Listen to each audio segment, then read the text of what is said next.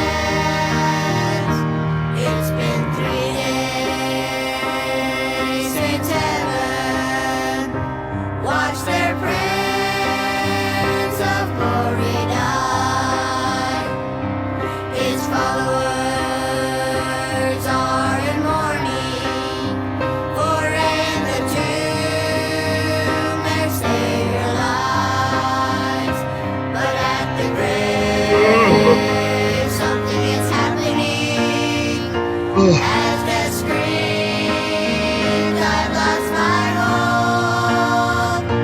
Angels rise in anticipation, for the Son is coming home, and there He comes. Amen. And He's got the blood that He shed on Calvary, and the Father says, "Well done, my son.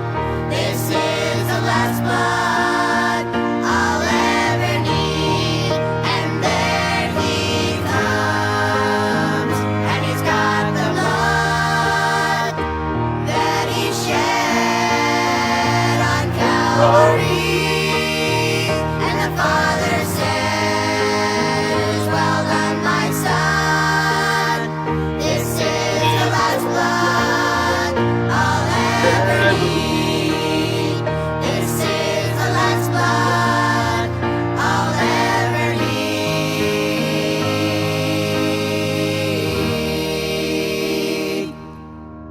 Amen, amen.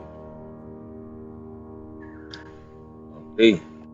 Gandang umaga po sa ating lahat. Grace and peace sa lahat mula sa ating Panginoon. Ang ay bigyan tayo ng Panginoon ng kapayapaan at ang biyaya ay sumasagana sa ating lahat, mga kapatid, no? Ang ating Panginoon Kristo ay namatay para sa ating mga kasalanan, at yan po yung masaganang biyaya ng Diyos. Si Kristo ay namatay, inilibing at nabuhay namang muli. So tuloy po tayo, mga kapatid, sa atin pong verse by verse Bible study. At atin pong pinag-usapan kahapon yung righteousness of God. At ito pong ating pag-aaralan ngayong umaga is connected din po, ano, sa God's righteousness. At of course, ang kalaban ng God's righteousness is yung man's righteousness. Ano po? So yun po yung opposition. At ang kailanman ang man's righteousness ay ito po ay walang power. Amen? Walang kakayanan. Always failed. Nagpi-fail ang man's righteousness. At yan po diniscuss natin kahapon, yung 4 kinds of righteousness. So ngayon po ay pag-aralan natin is about the Romans road to salvation. At ito po yung kadalasan na ginagamit sa mga soul winning. Okay, the Romans road to salvation. So very popular po ito pong ating pag-aaralan. Ngunit titingnan natin kung ano ba talaga ang totoong road, no, sa patungo sa kaligtasan ayon po sa Biblia, sa pag-aaral natin, rightly dividing the word of truth. Amen. So mag-pray muna tayo. Okay, mag-pray tayo, mga kapatid. Okay, sige, mag-pray muna tayo. Si Brother Ryle nandito po kasama ko ngayon, at siya po yung bukas sa atin sa prayer. Okay po. Yes, Panginoon, salamat po sa umagang ito na kami naman ay nagkakatipon upang makinig at makinig sa inyong mga salita, Panginoon. Salamat po sa another life, Panginoon, na ibinigay niyo po sa amin sa ngayong umaga po na we are safe, Panginoon.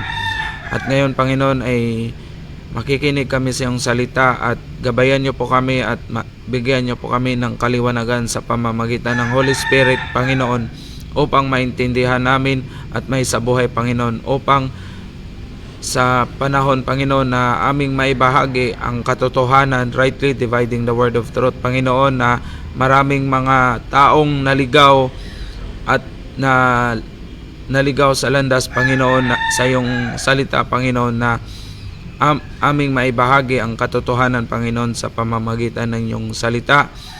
At Panginoon, ikaw po ang magabay sa aming pastor, Panginoon, na marami pang tao ang maligtas sa pamamagitan ng iyong Holy Spirit, Panginoon. sa aming pastor, Panginoon. Salamat po sa umagang ito. Ito'y pasasalamat, papuri, pagsamba sa pangalan ni Jesus. Amen. Amen. Okay. So, salamat sa umagang ito, no? At tayo ay may lakas galing sa Panginoon at nagpapatuloy na pinapakita ng Diyos ang kanyang katapatan sa ating buhay. Amen.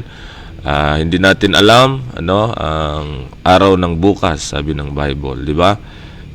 Kung buhay pa tayo, hindi natin alam. Kaya wag nating ipagmamalaki yon, sabi ng Bible. Boast not thyself of tomorrow. So kaya ngayon ay ito'y pagkakataon na makapaglingkod muli tayo sa Diyos. Binigyan niya tayo ng panibagong buhay. Amen. So November 25 at medyo malakas ang ulan kagabi, napasarap yung tulog natin. Hindi ako nagising ng maaga. So nalay tayo ng kaunti. Okay? So yun po yung ating i-discuss ngayon pong umaga. Okay, sabi ng Romans chapter 10 verse 10, for with the heart man believeth unto righteousness. Ayan, so yan po yung nabanggit po yung righteousness. Okay? At connected po ito doon sa Romans chapter 1 verse 17. At ano po yung napaka-importanting tinuturo, truth dito po sa Romans chapter 10 verse 10. At titingnan natin yung context po nito. So kagabi ay na-discuss natin yung Romans chapter 10 verses 1 to 6. Nakita natin yung 4 kinds of righteousness. So, ito naman po mga kapatid, ang sabi dito, Romans 10 verse 10, with the heart man believeth unto righteousness. And then ang sumunod, and with the mouth confession is made unto salvation. So, itong verse na ito mga kapatid, marami ang nakaka-misinterpret po nito. Ano po? So, marami po ang naguguluhan sa verse na ito mga kapatid. So, tayo ay magkaroon sana ng paliwanagan, sa ating pag-aaral. At kung meron kayong mga nais idagdag sa ating pag-aaral na insight, okay, at ang Holy Spirit ang nagtuturo sa atin, ang teacher natin, so pwede nyo pong i-comment mga kapatid. At kung may katanungan na hindi po ninyo talaga maunawaan, gusto nyong i-clarify, ay ilagay po ninyo sa comment din po. Ano po? So, nais ko munang batiin yung mga kasama natin, kaklase natin, kamag-aaral.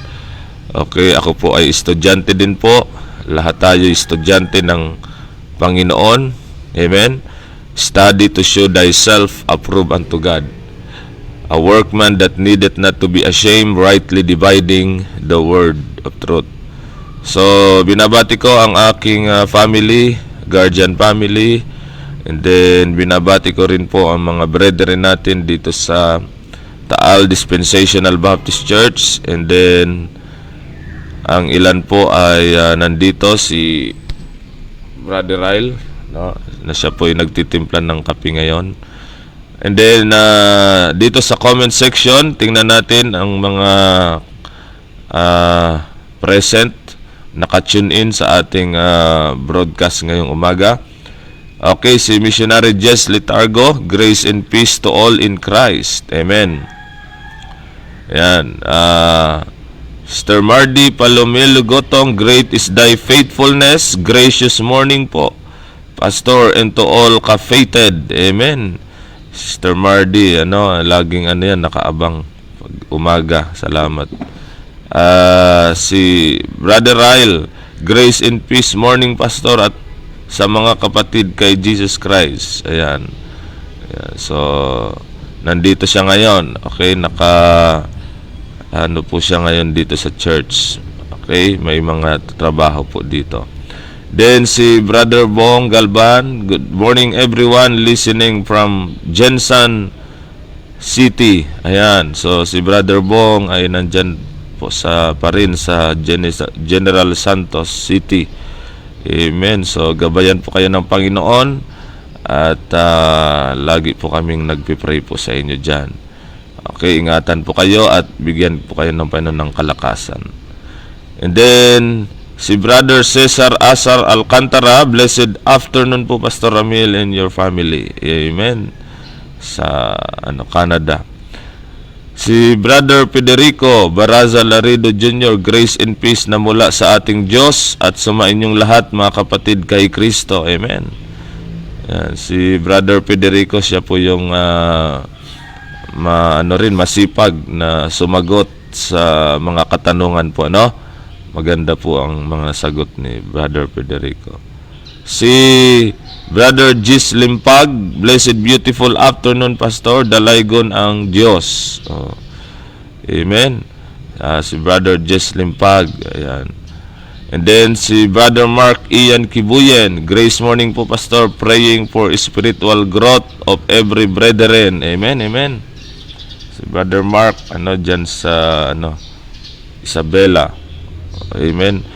Si Brother Martin Gabayeron, Mejorada Claro, blessed morning Pastor Ramil Baronda Guardian. Listening from Concepcion, Iloilo. Ayan. Grace and peace po together with my wife, Lynn, and our baby, Atalia Shane. Amen, amen. Dyan pala sa Iloilo, Concepcion. Si Brother Martin, God bless nyo din po sa inyo dyan, sa inyong lahat dyan, is your family. Si Sister Athena Nicole Madrigal, good morning po sa lahat. Amen. Good morning sis, at salamat sa patuloy nyong pag-tune in. And yan, si Brother Bong, ang kanyang prayer request, please include in your prayers, brethren, kagalingan ng mother ko, Cecilia Galban. Ayan, salamat po. Ayan po mga kapatid. So, pwede po kayong rin po, comment ng mga prayer requests. Ayan, please include sa prayer natin mga kapatid si Nanay Cecilia Galban. Ano po? So, mamaya, pag closing prayer, ay isama natin, sa closing prayer natin. Huwag mo kalimutan ang pangalan na si Nanay Cecilia Galban. Ayan, Cecilia. Okay? Makalimutin kasi ako sa pangalan. Okay? Huwag mo kalimutan. Ayan, si Brother Ranilo Famat. Ayan, good morning sa ating lahat, mga kapatiran sa Panginoon. Ayan, si Brother Ranilo dyan sa Samar. Okay, so tuloy po tayo mga kapatid. Sa ating pong outline. Okay, so the Romans road to salvation. Ayan po, binasa na natin ang Romans chapter 10 verse 10. Okay, tingnan natin sa ating outline, ito pong Romans road to salvation. Medyo mahaba-haba ito, Okay, madidiscuss din natin dito yung sinner's prayer, Yung kasi ginagamit po ang Romans chapter 10 verse 9 to 13 ng mga nagtuturo ng sinner's prayer. So, tingnan natin po ito mga kapatid kung totoo talaga ang sinner's prayer. So, Romans road to salvation. Ayan, rightly dividing the two salvations of Romans chapter 10 verses 9 to 10. Ayan. So the proper application for the church, the body of Christ. Okay, so merong tamang application siya para sa atin. So sabi ng Romans 10 verse 9 hanggang 10, that if thou shalt confess with thy mouth the Lord Jesus, and shalt believe in thine heart that God hath raised him from the dead, thou shalt be saved. For with the heart man believeth unto righteousness, and with the mouth confession is made unto salvation. Ayan. So yan po no, ang text ng Romans 10:9 to 10. So two salvations ang makikita natin dito mga kapatid. Dalawang kaligtasan. Okay? So good morning po Brother John Ribunya Jr. Good morning to all. God bless. So ito po 'yon ano, two salvations in Romans chapter 10:9 to 10. Okay? So yung unang salvation, personal salvation. Personal salvation. Sabi ni Brother Martin Gabayeron, salamat sa Diyos, Pastor Ramil, na ang RD ay nakarating din sa amin dito sa Iloilo. Amen. Since 2021, during pandemic, I was watching the lessons of Pastor Anton and Evangelist Rogie. Ano pa? At yung kasama ko na nag-encourage sa akin ay si Brother Sunny Andrade. Amen. God bless po sa inyo po dyan. Ano? Nakarating po sa inyo ang RD. Amen. Ang rightly dividing. Rightly dividing ang RD. So, salamat Brother Martin sa inyo pong testimony. So, yun po mga kapatid, ang personal salvation, yun po yung believe with the heart. Okay, the heart man believeth unto righteousness. So, nagkaroon siya ng righteousness nung ang puso niya ay nag-believe, ano? With the heart, nagsumampalataya siya at nagkaroon siya ng God's righteousness. And then yung ikalawa dito na salvation is national salvation. National salvation. Okay, so yun po yung in with the mouth confession is made unto salvation. Okay? So yan po yung national salvation, confession with the mouth. So tingnan natin yung outline ng Book of Romans. Okay, the basic outline of the Book of Romans. So yan po yun, ano po yung introduction, Romans chapter 1. Ayan, so pinapakita ng Romans chapter 1, mga kapatid, yung lost world. No, talagang ang mundo ay masama or makasalanan at kailangan ng biyaya ng Diyos.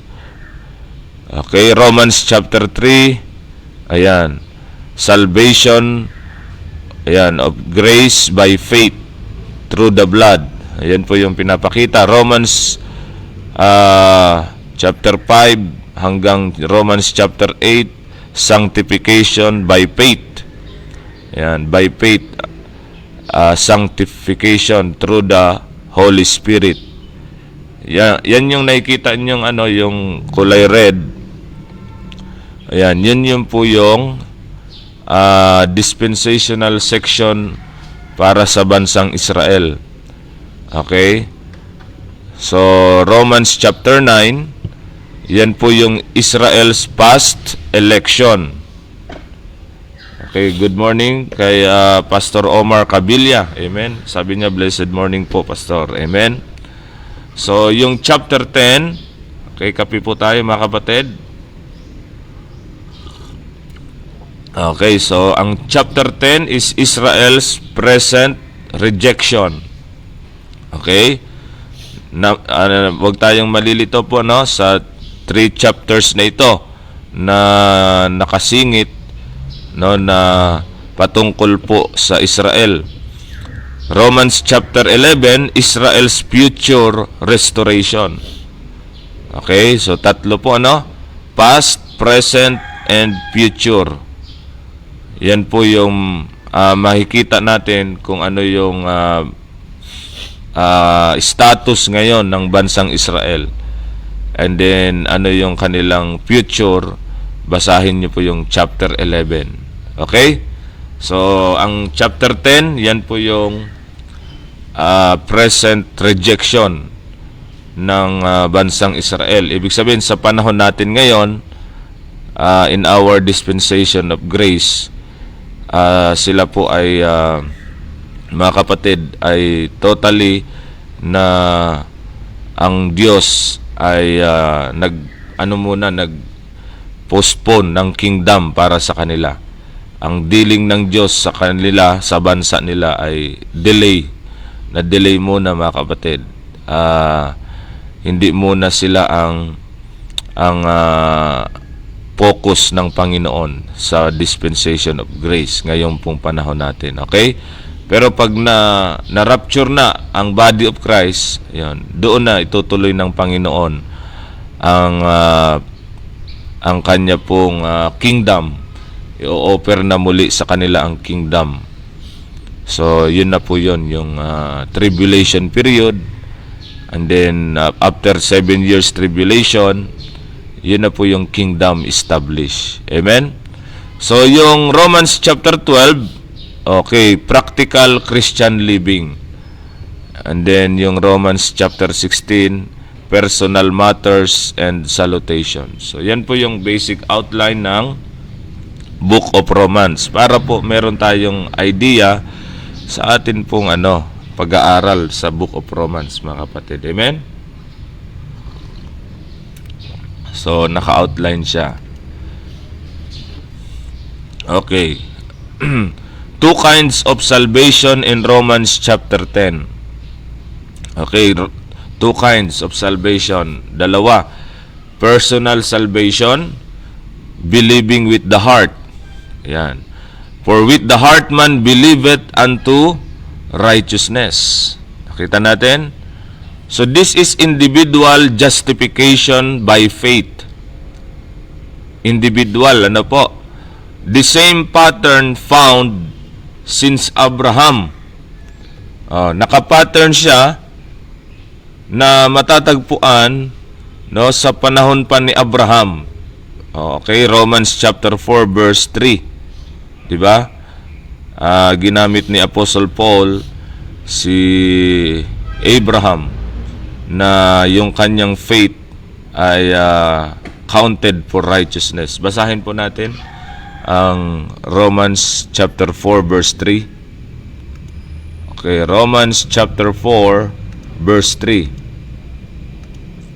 Ayan. For what saith the scripture, Abraham believed God, and it was counted unto him for righteousness. Di ba? Nakapattern siya kay Abraham, yung believe it in the heart. At yun po yun, nag-believe si Abraham sa Diyos at counted yon for righteousness. So wag tayong malilito, mga kapatid. Ang content ng kanyang faith, yung kung ano yung kanyang sinampalatayanan, iba po sa panahon natin ngayon. Okay? So magkaiba, pero ang pamamaraan is faith. Parehas. Okay? Kaya pag sinabing believe it, okay, the heart man believe it unto righteousness. Ang righteousness ay laging nagsisimula sa belief. Amen? Always come by belief. Pero yung content ng faith ay iba-iba sa iba't ibang panahon. Okay? Kasi iba-iba po ang revelation ng Diyos sa bawat mga dispensation. Kung ano yung ni-reveal ng Diyos sa kanila, yun ang paniwalaan nila. Amen? Katulad kay Abraham, ang inireveal ng Diyos kay Abraham, di ba, yung sabi doon sa Genesis chapter 12, doon yon. So, sabi ng Diyos, I will bless them that bless thee, I will make thee a great nation. So, nag-believe si Abraham sa Diyos. Okay? Kung ano yung nireveal sa kanya ng Diyos, pinagtiwalaan niya, sinampalatayanan niya. Kaya, counted yon sa kanya for righteousness.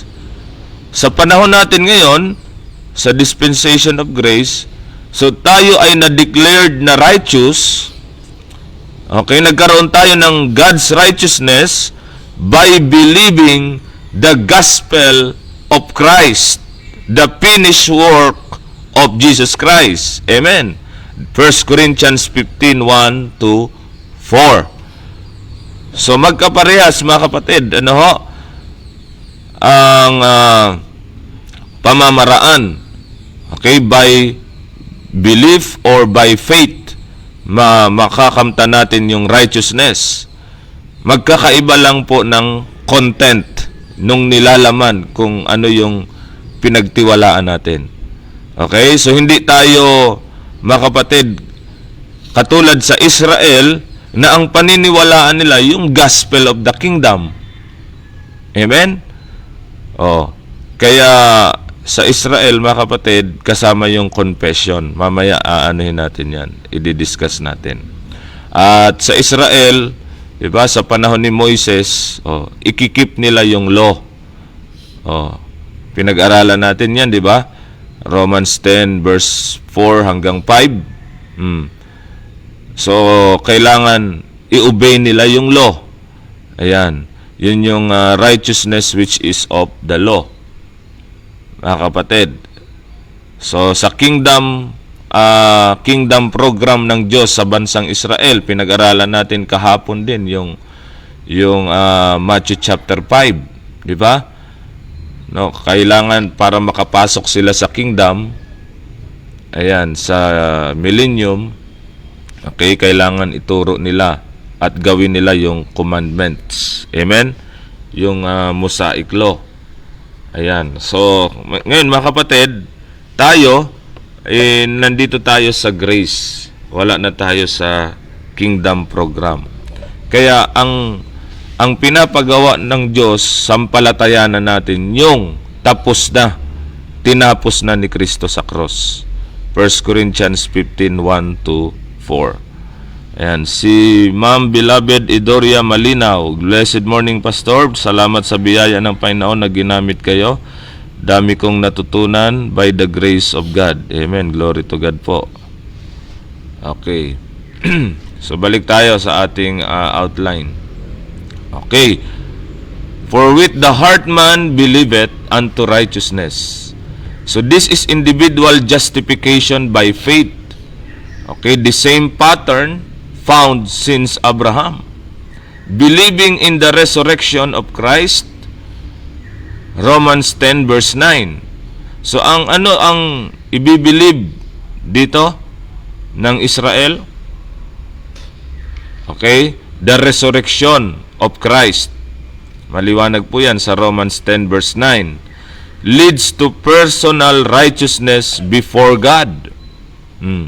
So magkakaroon lang sila ng personal righteousness kung paniwalaan nila yung resurrection ni Kristo. Ayan.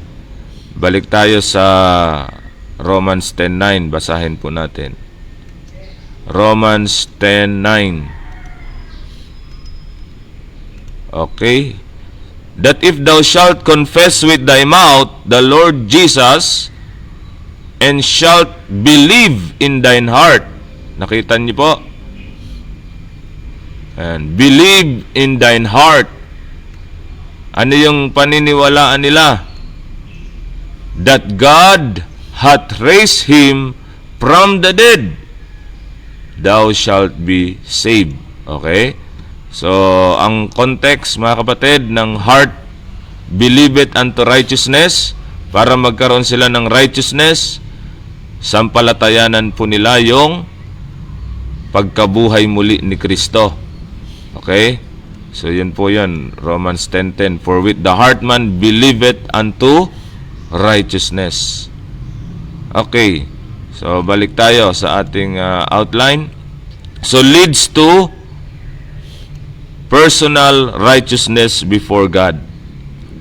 Okay, kasama natin na si Pastor Randy Villarde. Good morning po sa lahat. Amen. Sa Cavite. At punta ka na dito, Brother Randy. Nandito na si Brother Ryle. Mag-preach na tayo sa public market. Then si Brother Listy Milina. Good morning everyone to all member of the body of Christ. Amen. God bless po dyan sa Bulacan. Good morning po sa inyo dyan. Okay? So, wag tayong mako-confuse dito sa unang salvation, personal salvation, believing with the heart. Nakuha natin ito sa panahon natin nung tayo'y nagtiwala sa gospel, sa death, burial, resurrection. Amen? Ang Israel, ang ibibilib nila yung resurrection of Christ. Yun yung specific na sasampalatayanan po nila. At yun ay maglilid sa personal righteousness before God. So sa time na ito, transitional pa po ito, no, mga kapatid. Ang Book of Romans na isulat sa sa panahon ng Acts period, transitional period, mga kapatid. Kaya yung mga Hudyo, gusto pa ni Paul na masave. Pumupunta muna siya sa mga Jew.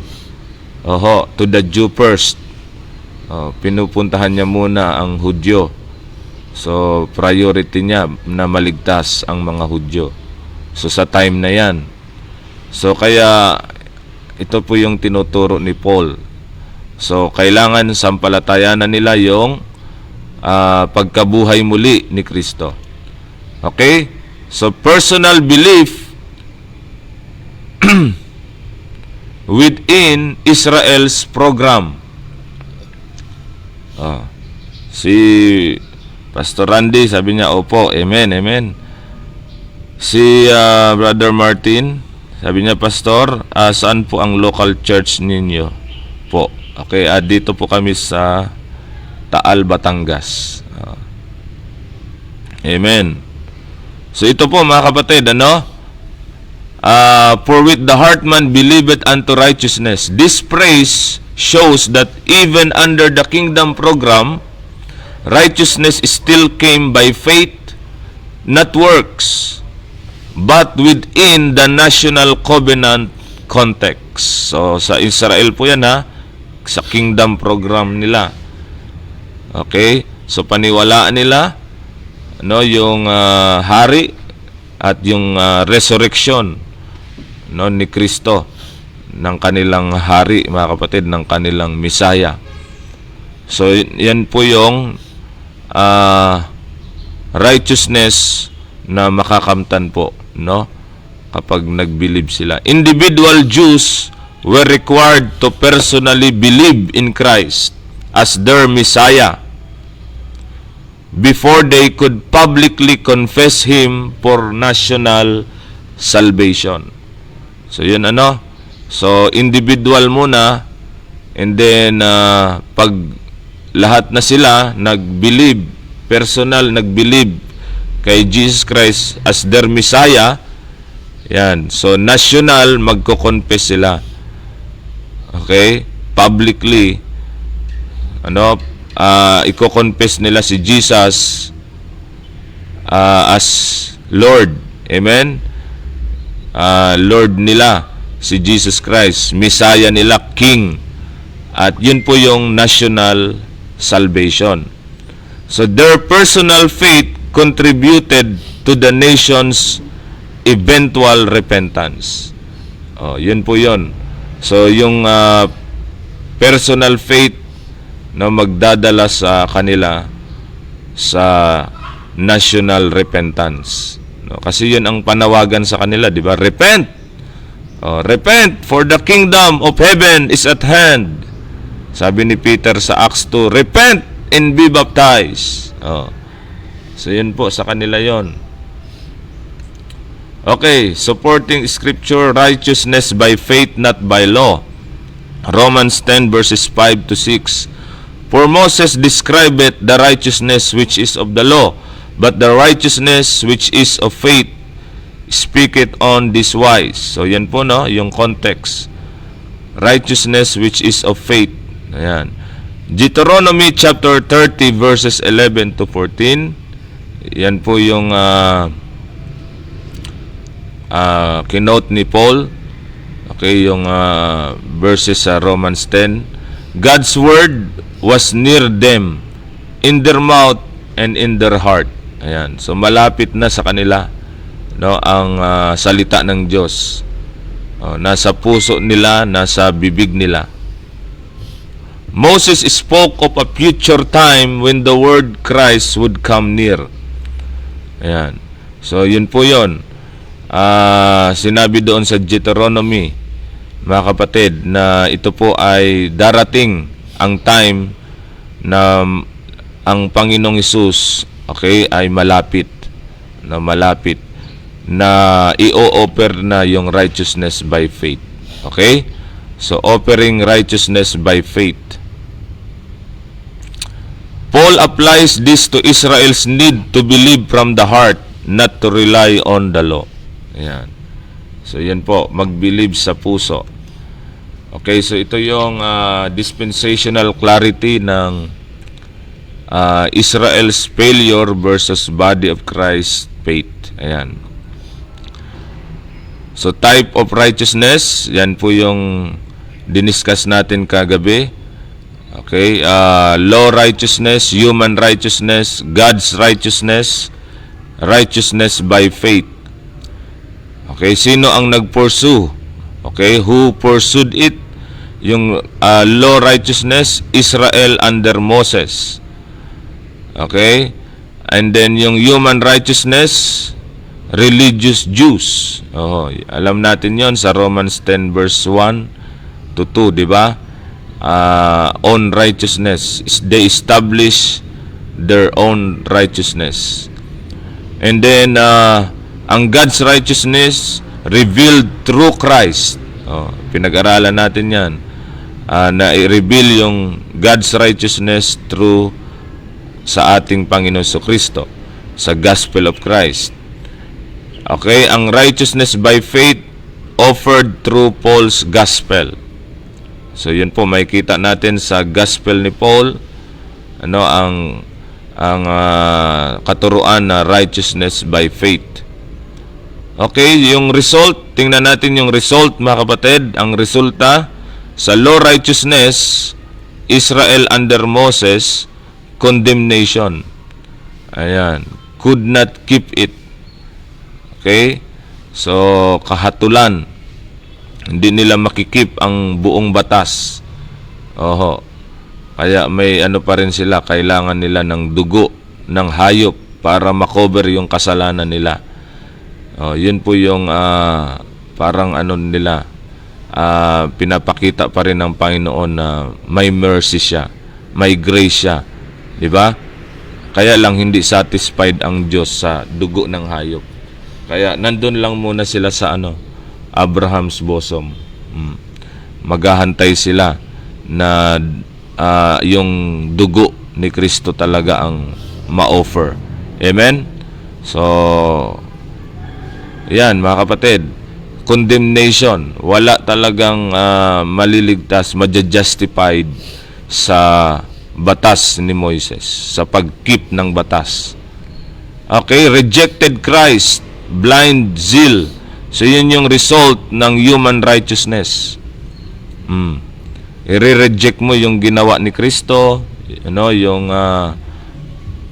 si Kristo mismo, i-reject mo. At may kasigasigan ka, but not according to knowledge. So, yan po yung result. Ang God's righteousness, ang resulta nito, mga kapatid, offered to Israel, ayan, rejected nationally. So, inoffer din ito, mga kapatid, sa Israel, no? Ngunit na-reject po nila as nation. And then, ang righteousness by faith, ang result nito, accepted by believers today. So, natanggap natin ang kaligtasan, ang righteousness by faith. Amen? Dahil sa pananampalataya. Okay? So, letter B, national salvation. So, nakita natin yung personal salvation ng individual Jew. Okay, na maniwala sila sa puso and then magkakaroon sila ng righteousness. And then, ang sumunod na salvation dito is connected sa mouth confession. Confession with the mouth is made unto salvation. Ayan. This is Israel's public confession of Jesus as Messiah and Lord. Okay, which was required for the nation's deliverance from judgment. So marami tayong verses na nandun po yung comparing scripture with scripture, mga kapatid. Kasi hindi natin pwedeng ipaliwanag sa sarili natin ito. Ano po? Kailangan comparing scripture with scripture. At context. Doon tayo sa context. Okay? So, hindi tayo magkakaagad magkukonclude, yan yung sinner's prayer. Oh. So, delikado yan, mga kapatid. Yung tradisyon ng tao. Okay? Dito lang tayo kung anong sinasabi ng Biblia. Hindi yung sinasabi ng tao. Amen? So, this is Israel's public confession of Jesus as Messiah and Lord. Ipapublic nila ang pag-amin, pag-acknowledge, pag-confess. Okay?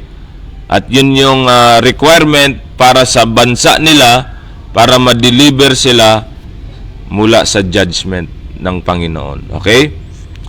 So, Matthew chapter 10 verses 32 to 33. Yan po yon. Whosoever shall confess me before men.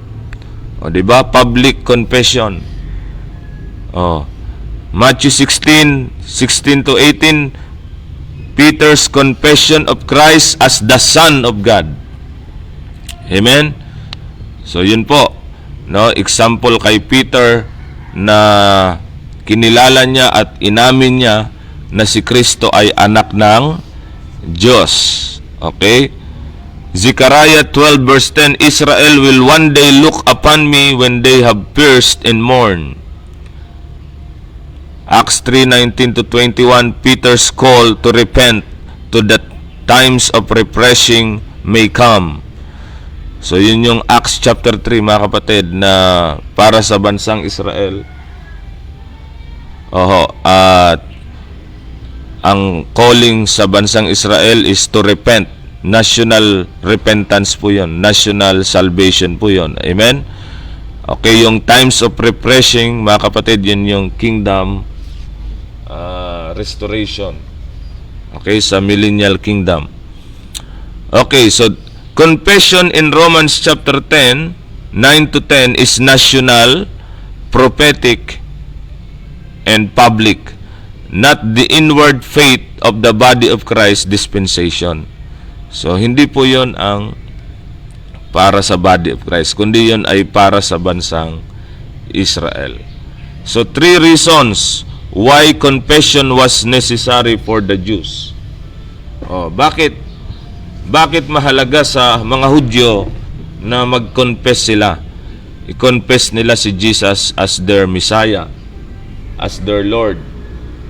So, number 1, it was the fulfillment of Joel's prophecy. Prophecy yun ni Joel, di ba? Joel 2:32. Joel chapter 2 verse 32, mga kapatid. May kita niyo po yan. So, fulfillment siya sa Acts 2:21. Ayan.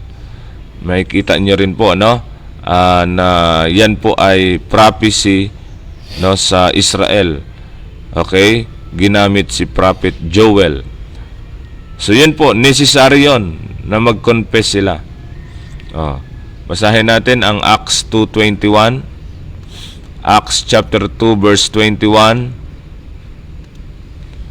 Okay, para hindi tayo nanguhula. Okay, basahin na lang natin. Acts 2:21, and it shall come to pass that whosoever shall call on the name of the Lord shall be saved.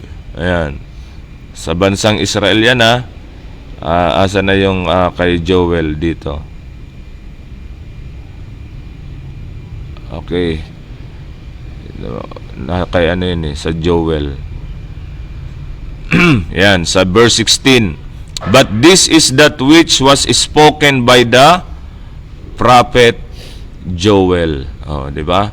So, yun yung fulfillment na tatawag sila sa pangalan ng Panginoon at masisave sila.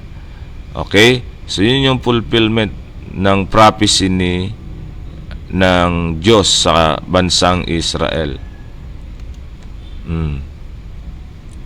Okay? So, number 2, why confession is necessary or was necessary for the Jews? Okay, it was for national salvation.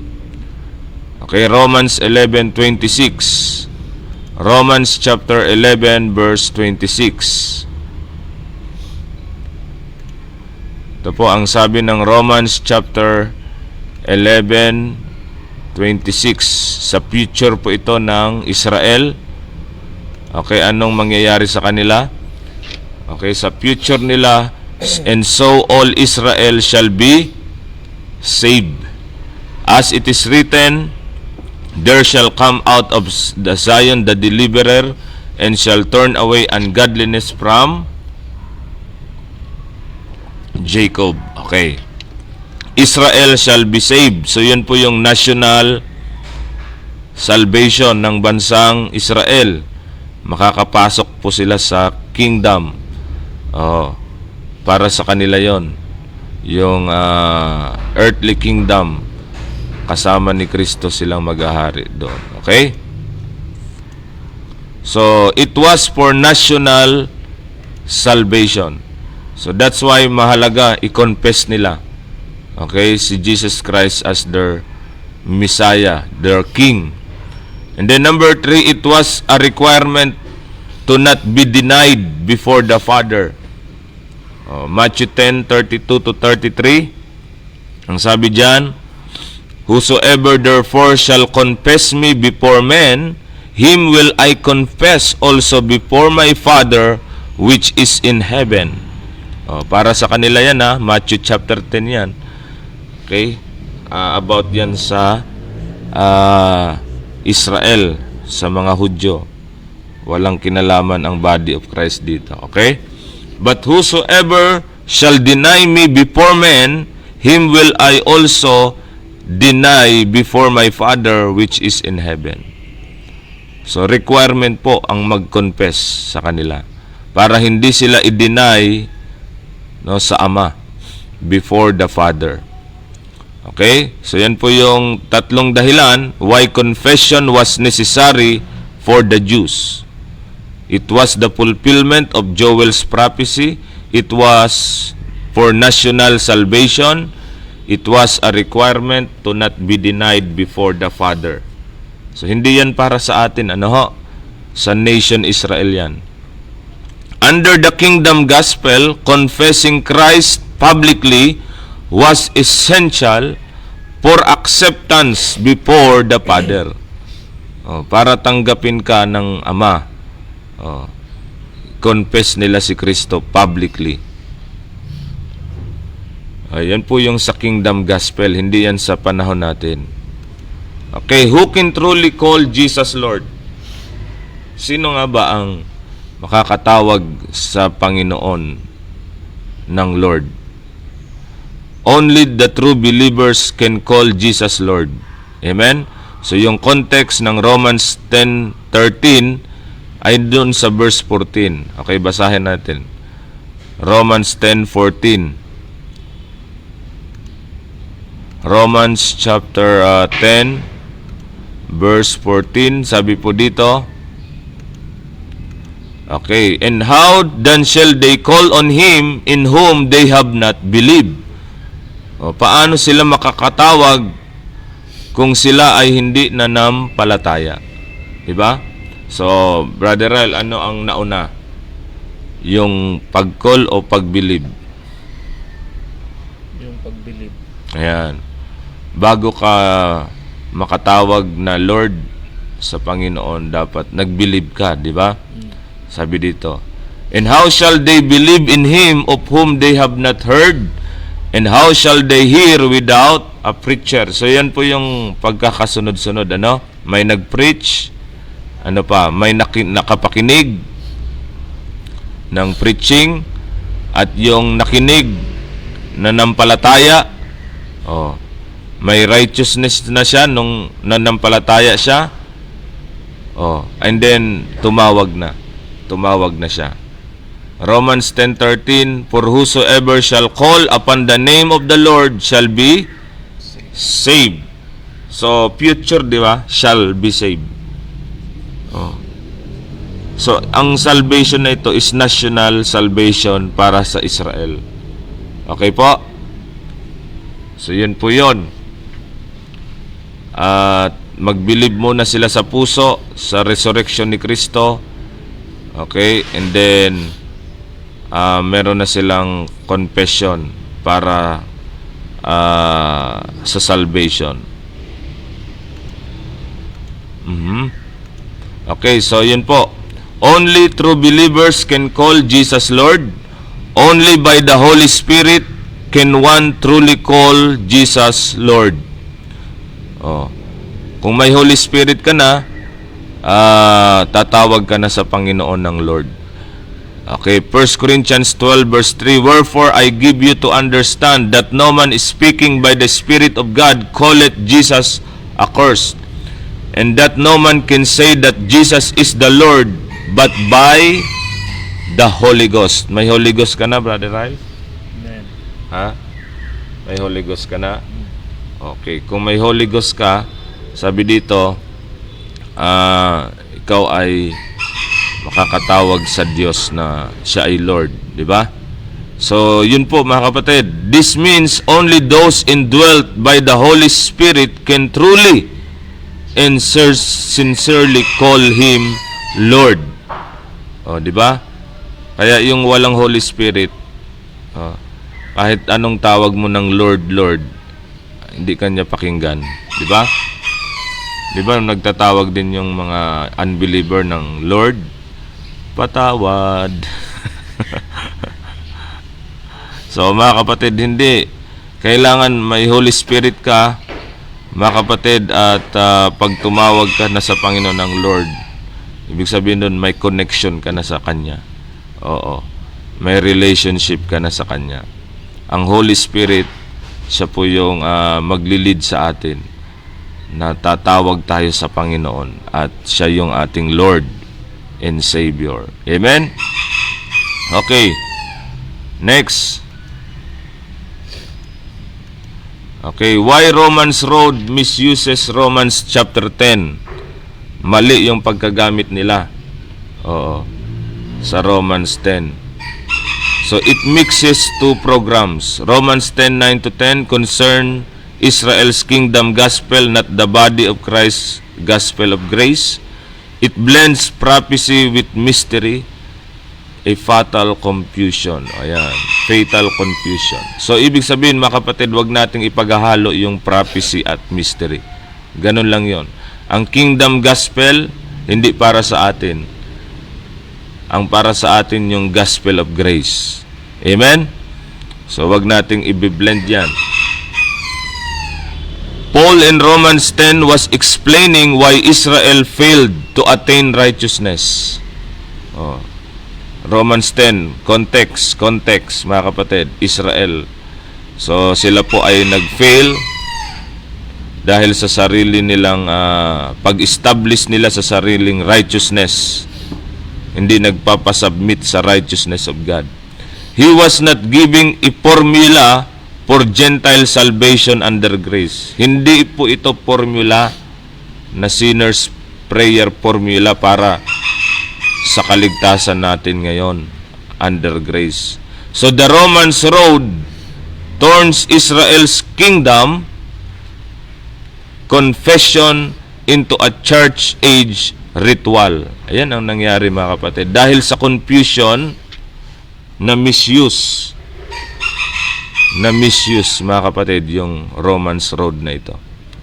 Napunta sa kingdom confession. Ang Israel confession na dapat sa kanila yon na naging ritual sa panahon natin ngayon. Ginawang ritual, ginawang formula. Okay?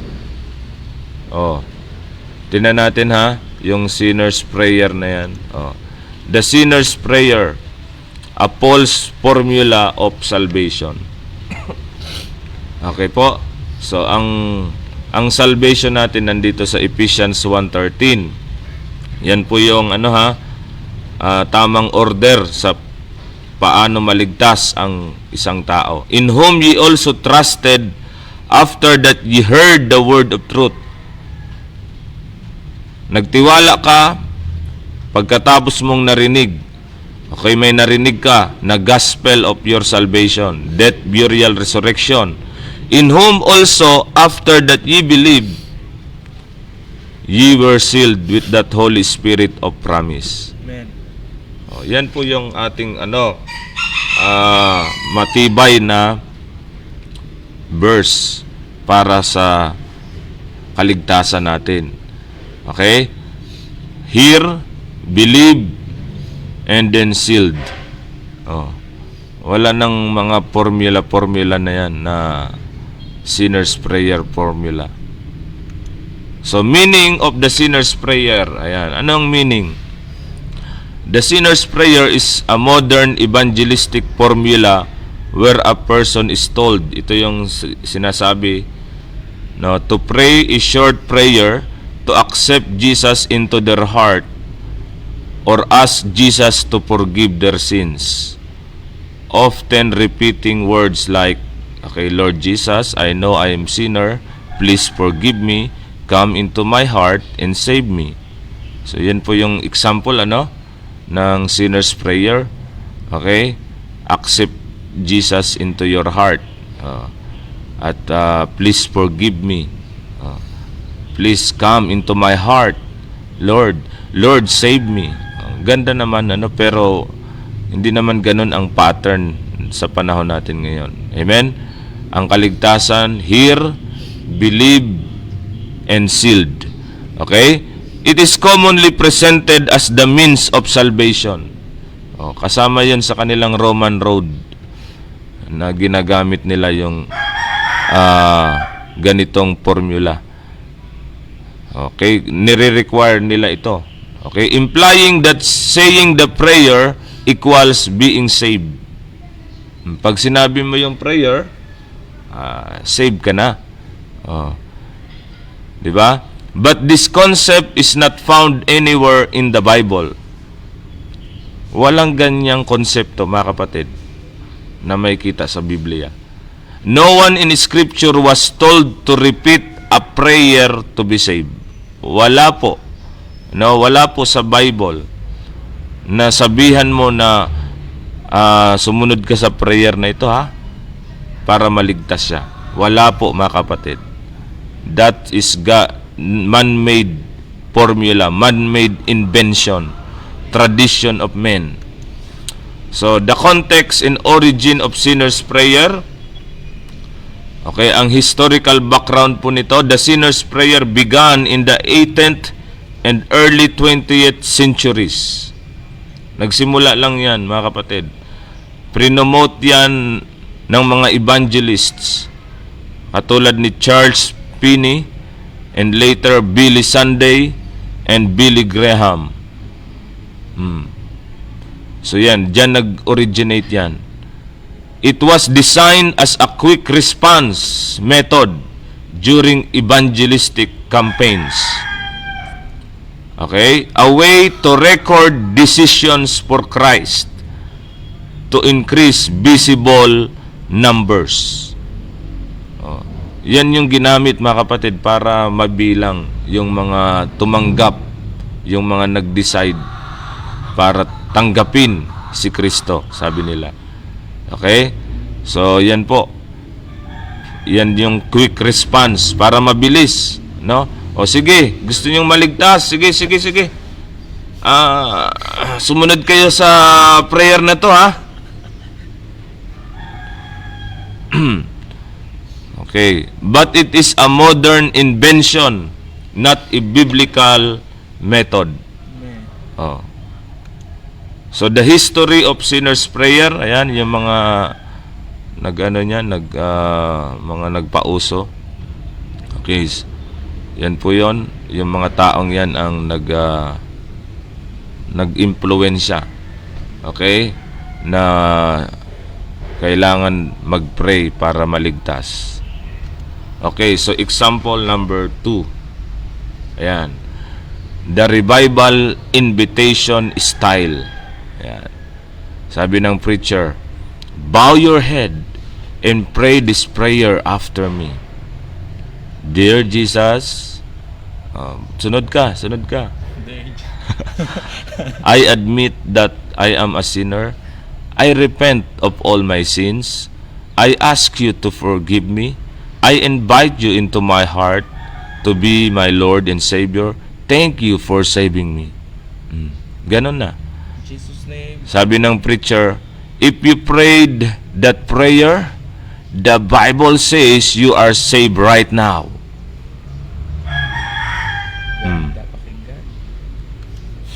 Okay, biblical context. Neither Jesus in his earthly ministry nor Paul in the dispensation of grace ever told anyone, pray this prayer and you'll be saved. Wala po, mga kapatid. Instead, they commanded people to believe the gospel. Yun po yun. Okay? Kaya, dapat mga kapatid ay mag-aral tayo ng mabuti. Rightly dividing the word of truth. Para hindi tayo madaya ng mga tradisyon ng tao. So, ito po yung hearing of faith. Ano ho? The hearing of faith. So, not the sinner's prayer. Sabi dito sa Galatians 3:21, receive ye the Spirit by the works of the law or by the hearing of faith? Paano na-receive ang Holy Spirit? Paano nyo na-receive ang Holy Spirit? Sabi ni Paul, mga kapatid, by the works of the law or by the hearing of faith? Amen? Napakahalaga niyan. Hearing of faith. Hindi by sinner's prayer, by hearing of faith. Amen? Salvation in the dispensation of grace. So what is the hearing of faith? The hearing refers to the message preached by Paul, the gospel of Christ. Amen? So yun po, mga kapatid. No? The faith refers to their believing response to that gospel. Trusting Christ finished work alone. So hearing of faith, the act of hearing the message of grace and believing it. Amen. So ano ang magliligtas sa atin? Repeat after me o hearing of faith?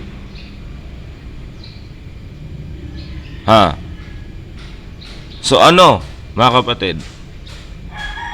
Ano ang nasa Bible natin sa panahon natin ng dispensation of grace? Okay, so why hearing faith, not the sinner's prayer? Romans 10:17, so then faith cometh by hearing, and hearing by the word of God. So mga kapatid, ito po yung principle, no, ng believing in the heart unto righteousness. Nagkakaroon po ng righteousness ang tao by believing in the heart. That's why hearing of faith. Amen? Okay, mga kapatid, hindi outward ritual, kundi inward trust. Amen? Inward trust, hindi outward ritual. At yung pagtitiwala sa katotohanan, the word of truth, the gospel of salvation. Amen? Pagtitiwala sa mensahe, hindi sa pag-pray, hindi sa human effort, mga kapatid.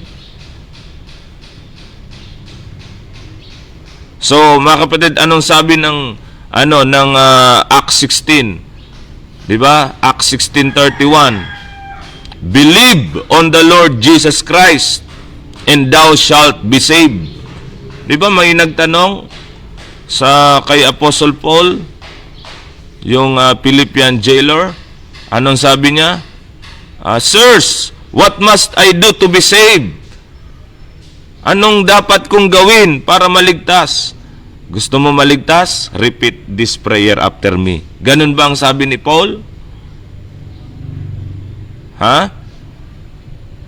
Mga kapatid, believe on the Lord Jesus Christ and thou shalt be saved. Amen. So, wag tayong depende sa ating human effort. Okay, sa mga ritual natin, self-righteousness natin. Kasi nga, ignorante tayo sa righteousness of God. Nag-establish tayo sa sarili nating katwiran. Amen? Sa sarili nating pamamaraan. Oh. Yun yung problema ng Israel. Ngayon, sa modern time natin, yan din ang nagiging problema. Ignorante sa God's righteousness. Kaya nag-establish ng sarili niya na righteousness niya. Gusto niya kasi may credit din siya. 'Di ba? May ginawa ako, nagpray ako eh. Nung nagpray ako, naligtas ako eh. Ha? Nawawala yung grace kapag dinagdagan mo ng gawa. Amen. Ang tanging response sa grace is believe. At hindi ka magmamataas. Not of works, lest any man should boast. Diba? Ang grace, inaalis po nito yung pagmamataas. So yun po mga kapatid. Ang God's righteousness, mga kapatid, ito yung dapat na makita natin na ito ay nangyari na sa ginawa ni Kristo sa cross. Amen? Gift na ito sa atin. Hindi mo kailangang sumunod sa prayer para ma-receive mo yung gift na yon. Pag nag-believe ka sa gospel of Christ, mai-impute sa iyo yung righteousness of God. Amen? That's why the heart man believeth unto righteousness. Napakaliwanag mga kapatid. Amen? Ang proseso ng salvation by faith. Puro yan by faith. Amen? Sabi ng Romans 5:1, therefore being justified by faith. So, we have peace with God through our Lord Jesus Christ. Amen? Immediate, mga kapatid, nung nanampalataya ka, justified ka na, declared ka na righteous. Hindi yung, kailangan mag-pray mo ba ako, ipag-pray pa kita, sumunod ka dito sa prayer. Ano yan? Progressive. Ang pag-justified sa atin ng Diyos, once na nag-believe ka sa gospel of Christ, immediate yun, mga kapatid. Walang mahabang proseso. Wala nang ibang requirement, kundi just believe. Amen. Just trust. After that ye believe, ye were sealed. Hindi mo kailangang iimbitahan ang Holy Spirit na pumasok sa iyo. Amen. Hindi mo kailangang imbitahan si Kristo na pumasok sa puso mo sa pamagitan ng prayer. Manampalataya ka sa tapos na ginawa ni Kristo sa cross at ang Holy Spirit, mga kapatid, kusa na papasok sa iyo. At si Kristo titira din sa iyo, mga kapatid. Christ in you, the hope of glory. Amen? Kaya faith lang, ang pananampalataya ang nagselyo sa atin. Amen? Ephesians 1:13, hindi yung repeat after me. Hearing of faith, diyan natin natanggap ang Holy Spirit. Diba? So, ang position natin, justified, nagkaroon tayo ng imputed righteousness after nating mag-believe. Amen. Sabi ng Bible, we are children of God by faith. Di ba? Tayo naging anak ng Diyos by faith. Amen. Oh. Kaya righteousness, mga kapatid, hindi ito natanggap natin dahil sa formula, human formula o mga effort, mga kapatid, ritual. Oh, hindi po ganon. Hindi sa human morality natin. Amen? Hindi sa pagsunod sa batas at kung ano-ano pang mga religious effort. Ang righteousness, it comes only through heart belief in God's revealed truth. Ano ba ang nireveal na truth sa panahon natin ngayon?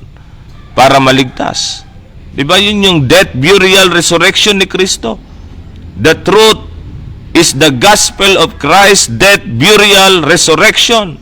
1 Corinthians 15 verse 3 to 4. So kailangan lang, pag narinig mo yon, paniwalaan mo sa puso mo. Amen. When the heart truly believes, mga kapatid, God immediately declares the sinner righteous. O, di ba? Justified ka na.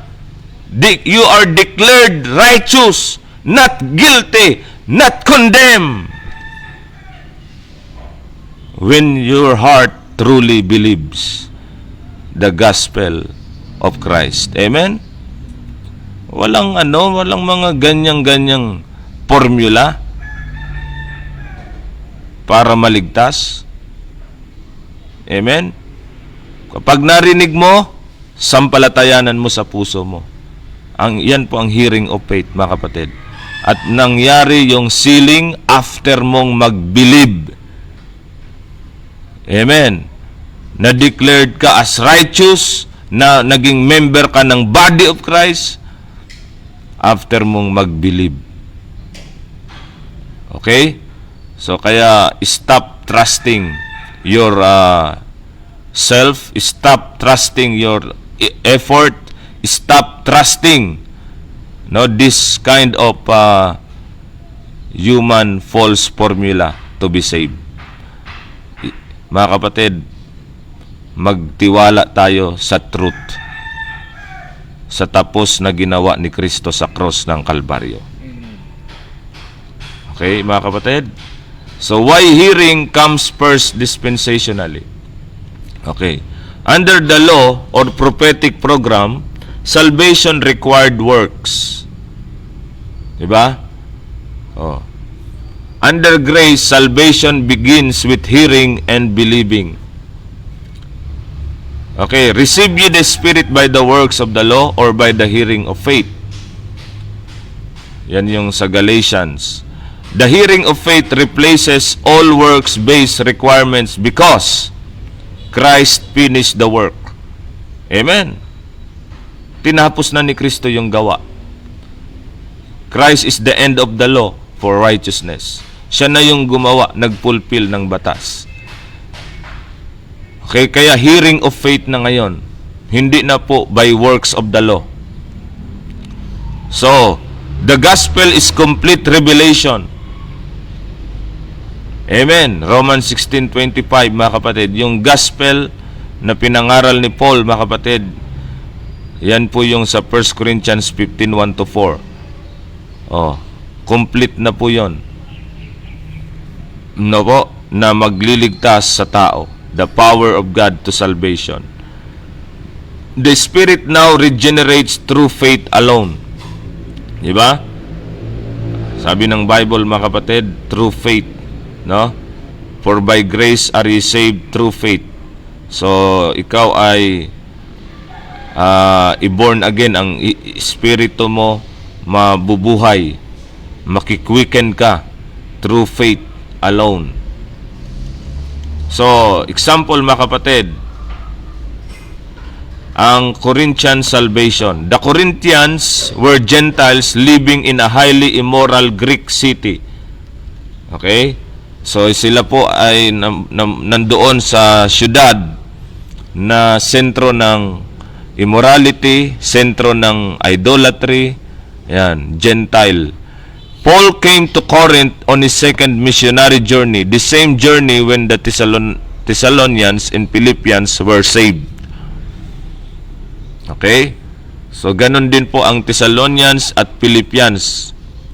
The record of how they were saved is given in Acts 18, and Paul later confirms it in 1 Corinthians 1 and 15.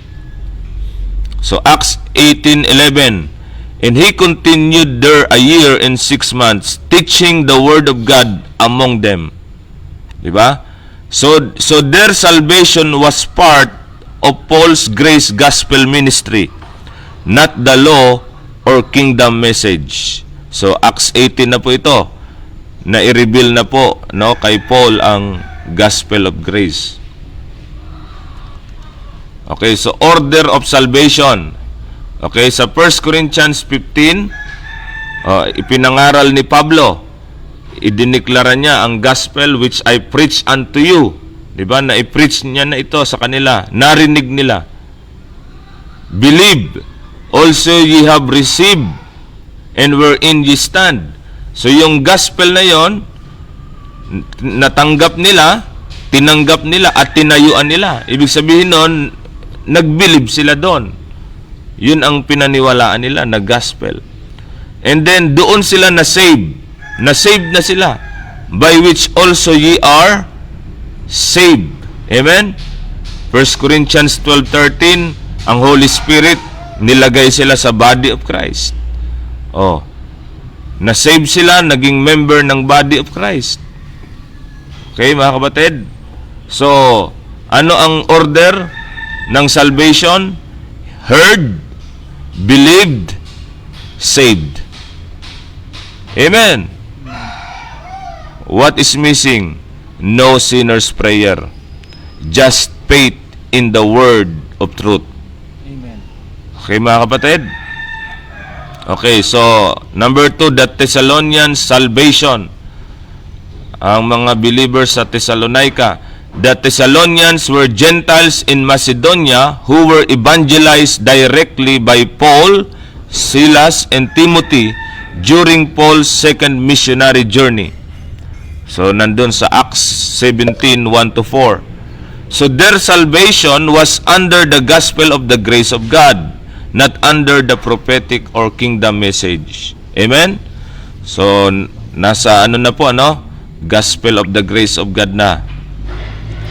Our gospel came not unto you in word only, but also in power and in the Holy Ghost.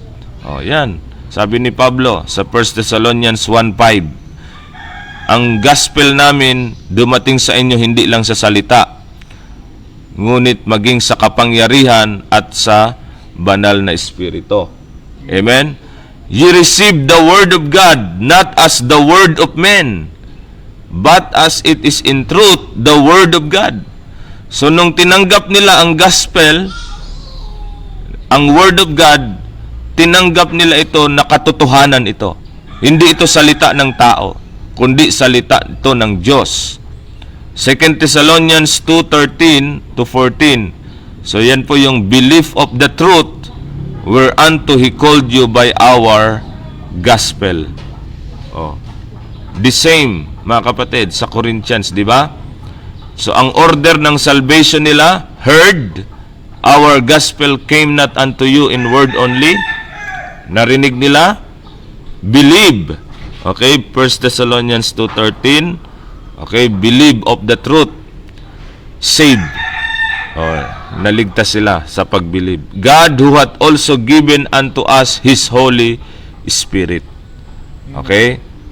So, what is missing? No sinner's prayer. Just faith in the word of truth. Yan po. How does Thessalonians got saved? Okay? The messenger, Apostle Paul. Okay? The method, hearing and believing the gospel. The message, the gospel of Christ.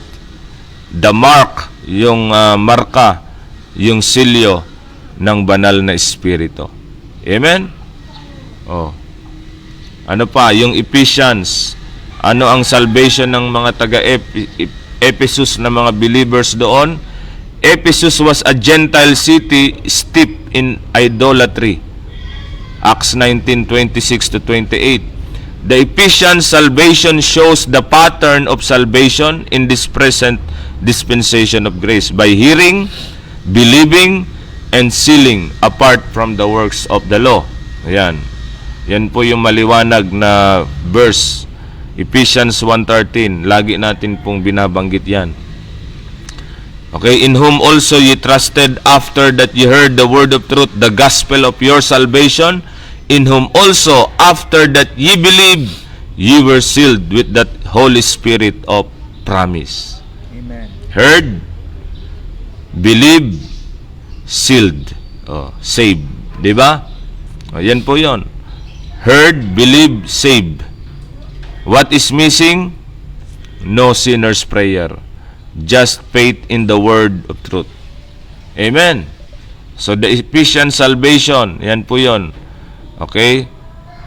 Nakita po ninyo kanina ang Ephesians 1:13. Okay, so yung Galatian salvation. Paano yung mga taga-Galatia? How they heard. The gospel was preached by Paul, Galatians 1:11-12. But I certify you, brethren, that the gospel which was preached of me, narinig nila yon, is not after man. For I neither received it of man, neither was I taught it, but by the revelation of Jesus Christ. So, key truth, the sinner's prayer is never mentioned in any Pauline letter. Wala. Salvation under the dispensation of grace is by grace through faith, not of works, not of rituals, not of words. So the common denominator, mga kapatid, they heard, they believed, they were saved. Mga kapatid, ito yung danger ng sinner's prayer. Unbiblical. Okay? Not found in Scripture. Human invention. Man-made formula. Deceptive gospel cliche. Okay? Sounds right, but it is wrong. Okay? Maganda pakinggan, pero mali. Repeat after me, wrong gospel. Another gospel po yan. Okay? Perverted. Okay, prayer part of salvation. Hindi po kasama ang prayer sa salvation. Okay po? Kundi heart belief. Okay, yun po yung salvation natin ngayon. So, life application natin, mga kapatid, don't trust in words you said, but in what Christ did. Saan mo ipinatong ang pananampalataya mo? Sa ano mo, sa salita mo, sa prayer mo, o doon sa ginawa ni Kristo. Don't preach a formula. Preach the finished work of Christ. Amen. Preach the gospel of Christ. It is the power of God unto salvation to everyone that believeth. Amen. At nandoon yung righteousness of God. For therein is the righteousness of God. Pag nag-believe, may impute ang righteousness of God sa nag-believe.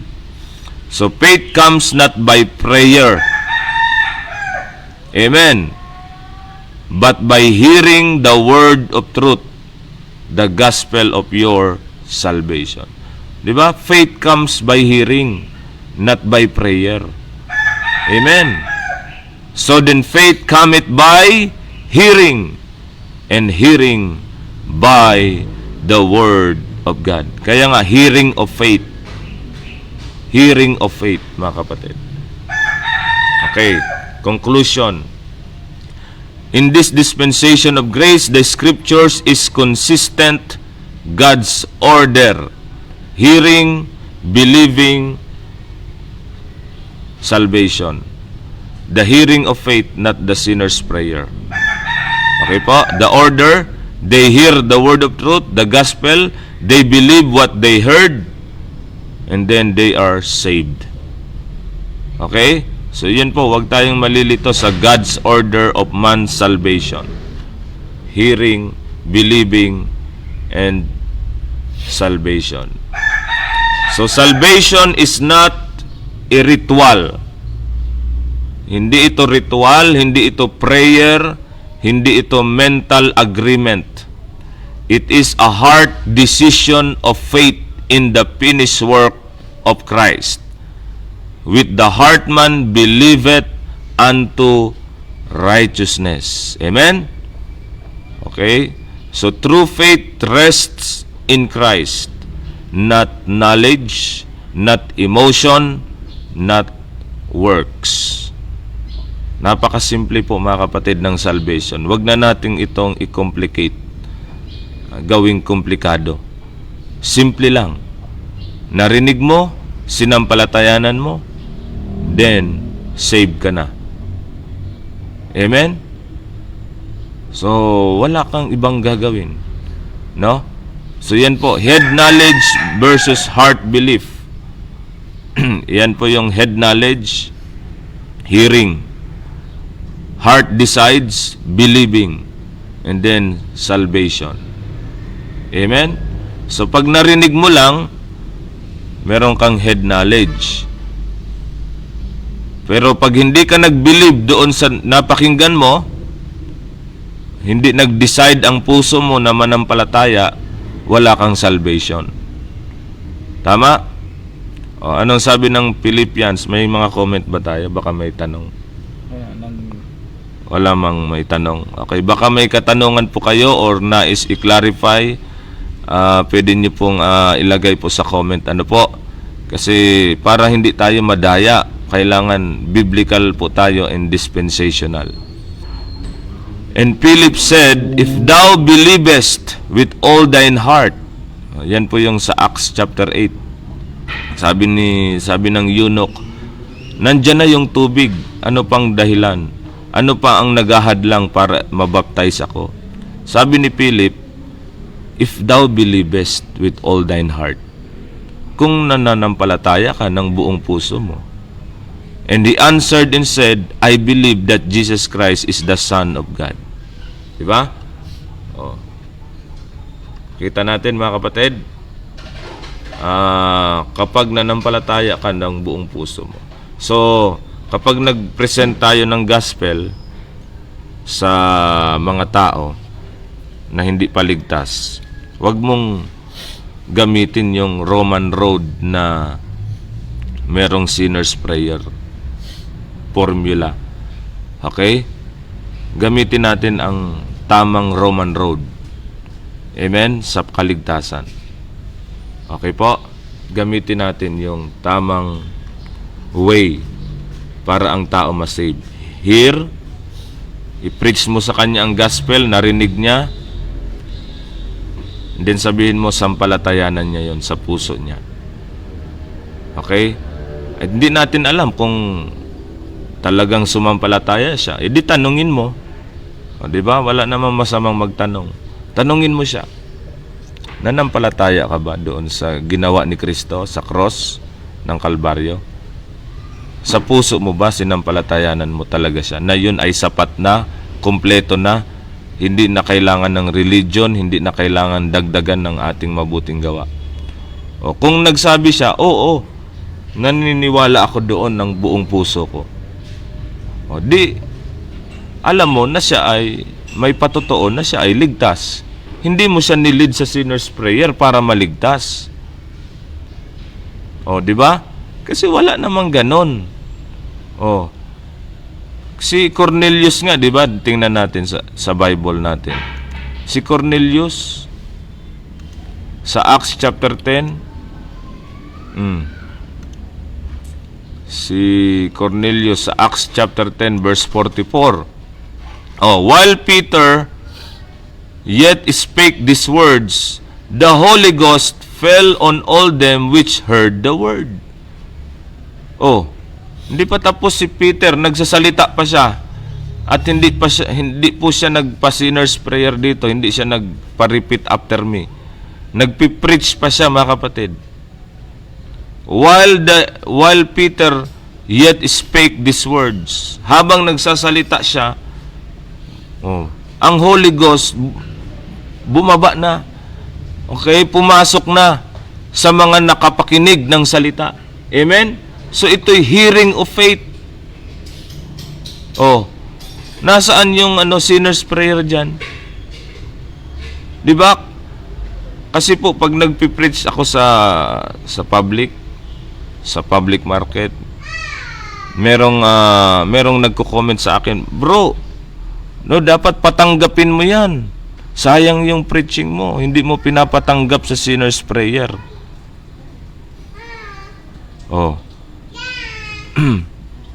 Nagra-rightly divide daw siya. Yung tao na yun na nag-comment na yon sa akin, kasi naka-live ako nun eh. So binasa ko, pagkatapos ko ng preaching ko, nabasa ko yung comment niya. Nagra-rightly divide daw siya. Tapos sinasabi sa akin na i-lead ko daw sa sinner's prayer yung mga tao. Nagpipray din po ako sa panghuli. Minsan hindi na, pero minsan nagpipray din po ako sa panghuli kong preaching. Pero hindi po prayer ng pagmamakaawa, kundi prayer na ng pasasalamat. Amen? Pasasalamat kasi kung nagbilib ka na, ligtas ka na. Amen. So ano pa? Magmamakaawa ka pa para maligtas ka? Ligtas ka na eh. Nung nagbilib ka sa gospel. So therefore, ang pagtawag mo ngayon, ang pasasalamat mo sa Panginoon. Sa kaligtasang tinanggap mo na, natanggap mo na. Amen? Amen. So mga kapatid, ang entry sa righteousness ay faith. Okay? Wala nang iba. Amen. Okay po mga kapatid, para magkaroon ka ng righteousness of God, faith lang. Wala na pong iba mga kapatid. Romans 10:10, di ba? For with the heart man believeth unto righteousness. Huwag kayong ma-confuse dito sa dalawang salvation dito sa Romans 10:10. Kasi sasabihin, ano naman yun? Hindi ba yan sinner's prayer, yung mouth confession? Bakit? Repeat after me ba yan? Yan ba ang basis mo ng repeat after me prayer? Kinakailangan mag-confess sa bibig para ma-save. Ano yung context? Mga kapatid, nito. Di ba may righteousness na dito tapos may salvation pa dito? Kala ko nung nag-believe, ligtas na, may righteousness of God na. Bakit mayroon pang another ditong salvation dito? Ano yan? Kaya context po mga kapatid, mahalaga. Amen? So, dahil ito po'y sulat ni Paul about sa Israel, so kaya sinama niya dito yung national salvation. Okay? Yung salvation na yan, ay para sa kanila sa bansang Israel. Okay, I hope na ano po natin, na kuha natin ang context ng atin pong pinag-aralan dito sa Romans chapter 10 verse 10. Kasi po, mahalaga po na alam natin ano yung entry sa righteousness. Ano yung entry para magkaroon ka ng righteousness of God. Di ba? Believe it unto righteousness. The heart man believeth. Amen. So yun po. At marami tayong pinakita sa Bible ang order sa salvation ng tao. Hear, believe, save. Ganun lang po kasimple mga kapatid. Huwag na natin pong pahirapan ang ating mga sarili. Huwag tayong mag-establish ng sarili nating righteousness. There is a way which seemeth right unto a man. Akala mo tama kasi maganda naman pakinggan. Maganda naman. Pero yun po ang sabi ng Bible, having a form of godliness but denying the power. Yan ang delikado ngayon, mga kapatid. Akala mo tama. Akala mo. Pero ang dulo nun, okay, kamatayan.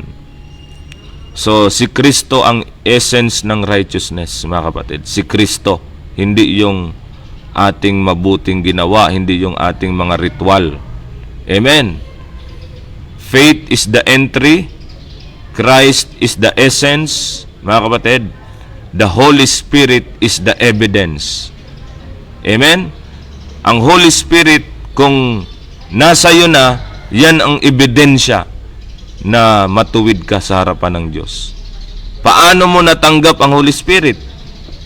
After mong mag-believe. Diba?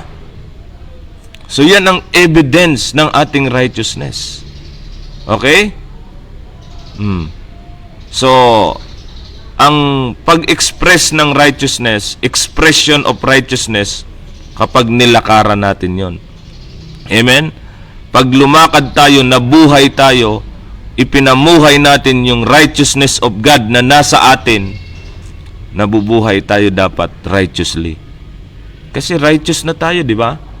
Matuwid na tayo. Diniklara na tayong matuwid. So, anong buhay mo? Ano dapat ang maging buhay natin? So, dapat ipakita natin na tayo nga ay ginawa ng matuwid ng Panginoon sa pamagitan ng faith, by faith.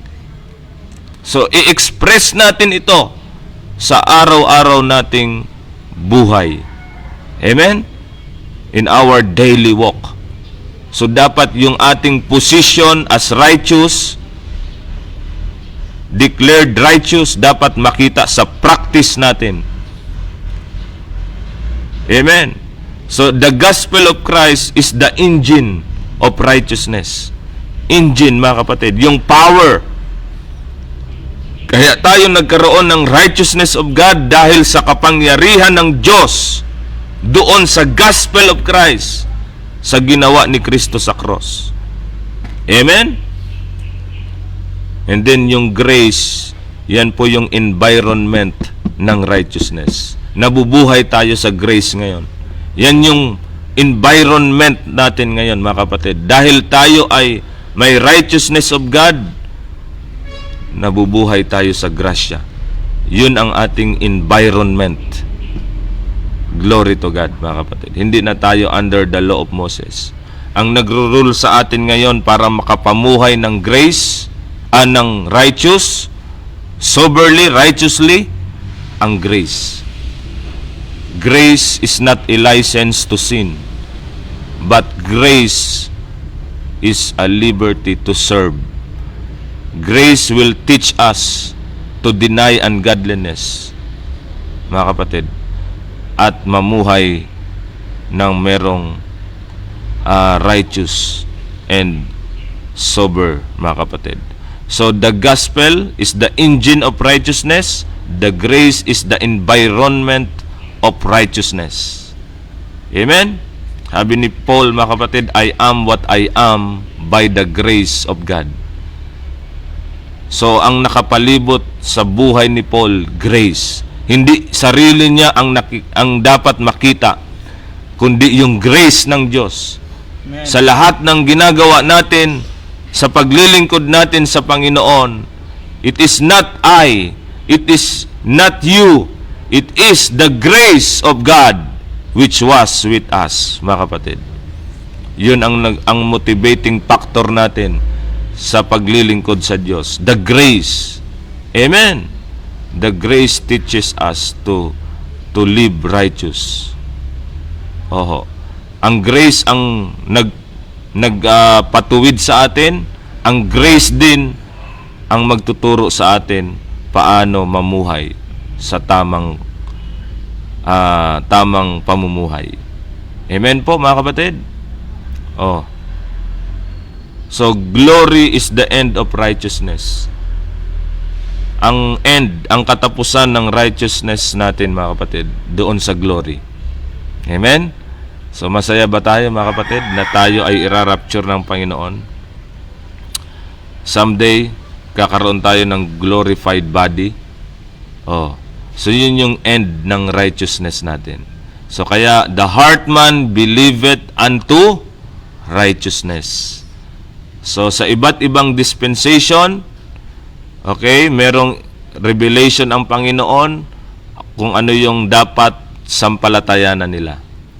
Mga kapatid, kagaya ni Abraham, counted ang faith niya for righteousness dahil nag-believe siya sa Diyos. Ano yung pinagtiwalaan niya? Sa time na yon. So, hindi pa po yung gospel of the grace of God. Okay?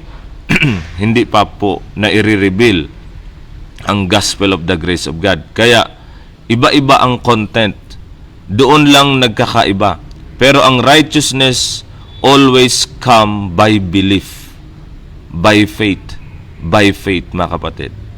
Amen? Kaya pag nakita nyo yung Hebrews chapter 11 verse 1, at mahaba yon, Hebrews chapter 11, doon napiplease ang Diyos sa faith. Faith, yan po yung, sabi doon, sa Hebrews 11 verse 6, it is impossible for God to please Him without faith. Kung walang faith, imposibleng ma-please ang Diyos. Tama? Kaya ang righteousness, mga kapatid, ay makakamtan mo by believing, by faith, mga kapatid. So, yun po mga kapatid, ang katapusan ng ating Bible study ngayon. So, nandun pa rin tayo po sa Romans chapter 1 verse 17. Tingnan natin mamayang gabi kung ano po yung ating itatopic dito sa Romans 1:17. Okay? So, salamat po sa inyo pong pag-join. Di ko alam kung may katanungan dyan. Meron ba? Wala naman. Parang tahimik ngayon yung ating mga kaklase. Okay? So, hindi ko alam kung naunawaan nila yung ating Bible study, pero salamat sa Panginoon na nahayag natin ang truth at na-expose natin yung mga error, okay? Na hindi naman truth. Sa panahon natin ngayon ay dapat mag-stand tayo sa truth. Sino nag-comment? Si Brother Federico, ang problema kasi doon parang ginagawang formal. Ang kaligtasan para may script na kapag nasabi mo, boom, save ka na agad. Pero ayon sa Biblia, hindi po prayer ang nagliligtas, kundi pananampalataya sa natapos na nagawa ni Kristo sa cross. Kapag naniniwala ka sa gospel, ligtas ka even bago ka mag-pray.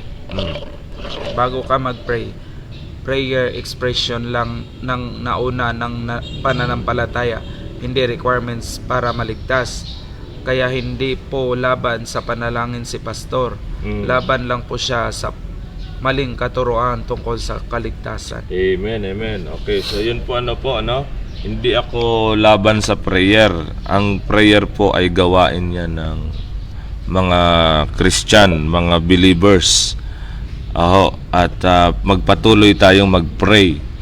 Okay? Pero pag ginamit yan na formula para maging righteous ka, yun po yung tinuturo natin na mali po yun. Okay? Wala po yun sa Bible. Salamat kay Brother Federico. Sino pa nag-comment? Meron dito si Brother Sunny Andre. Good morning po, Pastor, at sa lahat. Amen. Brother Sunny, God bless po. Sabi ni Martin Gabieron Mihirada, we are called believers of Christ, not receive of Christ. Amen. Sister Athena Nicole Madrigal, amen. To God be the glory. Amen, amen. Okay, so wala na. Salamat po sa inyo pong comment at mga dinagdag po na mga spiritual truths, at tayo'y nagpapalakasan po sa bawat isa sa pamagitan ng truth. Okay, kaya kung mayroon kayong gustong idagdag, i-contribute, ilagay nyo lamang po sa comment section, kasi para maging blessing tayo sa pagiging establish ng faith ng mga brethren. Amen? So, ito pong ating outline na ito, ito po ay naituro na sa Sunday School. Si Missionary Jess po ang gumawa ng outline po na ito, no? So, every Sunday, meron kaming Sunday School, bago yung preaching, bago yung worship service, ay meron kaming parang talagang Bible class. Tapos merong question and answer sa hapon. Okay, tuwing Sunday afternoon. So, kung may mga clarification, paglilinaw, questions, doon namin po dinidiscuss sa Sunday afternoon. So, kaya yung mga members, sila din po ay tinatanong. Okay, tinatanong din sila. Hindi lang sila ang nagtatanong. So, kailangan sila rin ay tanungin. Kung nauunawaan nila, okay, sagutin nila ng tama yung tanong. Amen? So, yun po mga kapatid. Salamat sa Panginoon. Hindi tayo nagpapagalingan dito. No, hindi tayo ang magaling. Okay? Kung walang Holy Spirit, wala tayo mga kapatid. Salamat sa Panginoon, sa gabay ng Holy Spirit sa atin, at nagkakaroon tayo ng kaliwanagan. Okay, na unawaan natin ang mga salita ng Diyos. Okay? So, meron pa bang comment? Wala na? Wala na. Okay, sige po, mag-pray tayo. Ako na lang mag-pray. Ipag-pray natin si Nanay Cecilia, no? Tama? Cecilia Galban. Okay, sige po. Lord, thank you po sa salita po ninyo. Salamat po muli sa mga truths na binigay mo sa amin ngayong araw na ito. At salamat din po sa mga kasama namin na nakipag-aral po, at pagpalain niyo po sila. Yung truth na ito, Panginoon, ay maiwan po sa puso namin, matanim sa puso at isip namin. At ang righteousness of God, ito po'y kailangan lamang na matanggap namin sa pamagitan ng pananampalataya. Hindi sa aming ritual na ginagawa, hindi sa mga man-made formula. Lord, salamat po sa kabutihan mo, sa kaligtasan na binigay mo sa amin sa pamagitan ng ginawa ni Kristo sa cross. Salamat sa araw pong ito. I-bless you po ito. Lord, inaalala ko rin po si Nanay Cecilia Galban, ang mother po ni Brother Bong. Lord, kayo po ang magbigay sa kanya ng kalakasan. Gamitin niyo po yung mga doktor na tumitingin sa kanya. Provide niyo po yung panggastos po nila, Panginoon, sa mga gamot. At si Brother Bong, bigyan mo ng kalakasan habang nandun siya sa General Santos City. At hanggang makauwi siya dito sa Batangas, ingatan mo siya, Panginoon. Lord, kayo lamang po ang maitaas sa araw pong ito. Sa pangalan ni Jesus, Amen. Okay, thank you. God bless us.